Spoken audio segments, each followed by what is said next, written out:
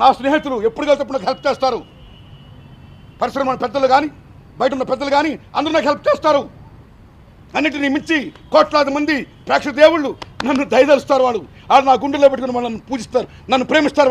వాళ్ళు నేను పూజిస్తున్నా. కోట్లు ఇస్తున్నారా వాళ్ళు? నాకు ఏం కేసులు ఉన్నాయండి? ఏ కేసులు లేవు. సినిమా అనే తర్వాత మామూలు క్యాజువల్ అప్పులు చేయడం, నేను అప్పులు తెచ్చడం, దట్స్ ఆల్.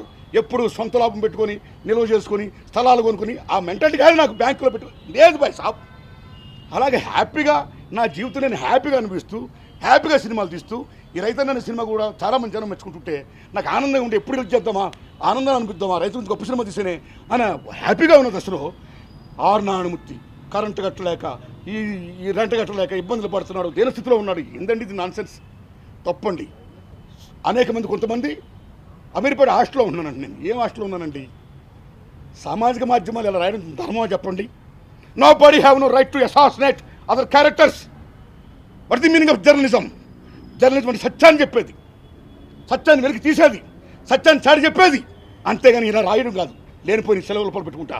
గద్దర్ను ఒక యాంగిల్లో మాట్లాడితే ఆ యాంగిల్ని మీరు నమ్మని డయాస్ మీదే ఆయన అభిమానంతో ఆ రకంగా మాట్లాడితే గద్దరన్న నా దగ్గర డబ్బులు ఉన్నాయి అయినా సరే నా ఆనందం కోసం, నా ఇండివిజువల్, నా లైఫ్, నా స్వేచ్ఛ కోసం నేను పల్లెలో ఉంటున్నాను అని అక్కడ డయాస్ మీద చెప్పి ఎక్కడి నుంచా?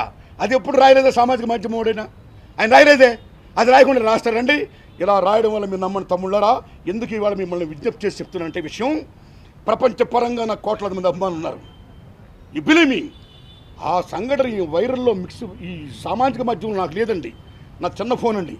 అందరూ ఈ ఫేస్బుక్లో వస్తుంది, అందులో వస్తుంది, ఇలా వస్తుంది, నువ్వు కష్టాలు పడుతున్నావా, రెంకెట్లా పోతున్నావా, ఇబ్బందులు పడుతున్నావా, అరే నీకు మేము డబ్బులు పంపిస్తాం, నీ బ్యాంకు కూడా పంపించు అని అంటుంటే నాకు ఏడుపు వస్తుంది.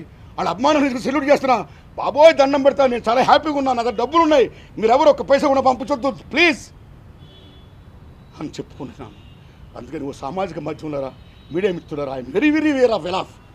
హాస్టల్లో ఉండడం నాన్ సెన్స్. హ్యాపీగా ఎక్కడో ఉండంటే నా స్టైల్లో నేను ఉంటున్నాను, రెంట్ కట్టుకొని హ్యాపీగా ఉన్నాను, హ్యాపీగా తింటున్నా, హ్యాపీగా సినిమాలు తీస్తున్నా, చాలా హ్యాపీయెస్ట్ మ్యాన్ నేను. ఇంతమంది ప్రేక్షక దేవుడి దైవతం వల్ల, నా మిత్రుల దయ వల్ల, పరిశ్రమ పెద్ద దయ వల్ల, మీ అందరి దయ వల్ల ఐఎమ్ ది హ్యాపీయెస్ట్ మ్యాన్. ఎంత హ్యాపీగా ఉంది అసలు. ఇలా బాధపడడం ధర్మమా?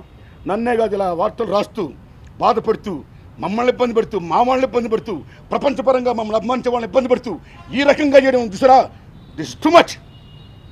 ఒక విష పురుగు చేసే పనిది. This not journalism, this yellow journalism, this pseudo journalism. దానికి సామాజిక మాధ్యమాన్ని విజ్ఞప్తి చేస్తున్నా, మీడియా మిత్రులను విజ్ఞప్తి చేస్తున్నా, దండం పెడుతున్నా, దయించి ఇలా రాతలు మానేయాల్సిందిగా విజ్ఞప్తి చేస్తూ సత్యాన్ని చాటి చెప్పండి. నేను చాలా హ్యాపీగా ఉన్నాను, ఈ విషయం ప్రపంచానికి తెలియపరచండి, అదే నా విజ్ఞప్తి. ప్లీజ్ యూట్యూబ్ మిత్రులారా, మీ దండం పెడతా. ఎవరో చూడడం కోసం ఏదో ఒక హెడ్లైన్ పెట్టి కింద మ్యాటర్కి హెడ్లైన్ సంబంధం ఉండదు, కింద మ్యాటర్కి హెడ్లైన్ సంబంధం ఉండదు. ఆ హెడ్లైన్ పెడితే వీళ్ళు చదువుతారు అని ఉద్దేశంతో పెట్టేయడం వల్ల, అలా హెడ్లైన్స్ పెట్టడం వల్ల ఎంతమంది ఆత్మాభిమానాలని, ఆత్మగౌరవాన్ని మీరు దెబ్బతీస్తున్నారండి. అది తప్పు కదండి, తప్పు కదండి. మీరు నమ్ముతారా? పివి నరసింహరావు గారు బతుకున్న రోజుల్లో ఒక హాస్పిటల్లో ఆయన శిక్ష పొందుతుంటే ఒక మీడియా అయినా పివి నరసింహరావు చనిపోయారని చెప్పేశాడు ఆయన. ఆ న్యూస్ చెప్తే, ఆ న్యూస్ తెలిసిన తర్వాత భారత ప్రధాని పివి నరసింహరావు మహానుభావుడు వెంటనే మొత్తం ఆటూరు మొత్తం లేచిపోయింది. లేచిపోయి ఇలా మౌనం చేసింది, నివాళులు అర్పించింది.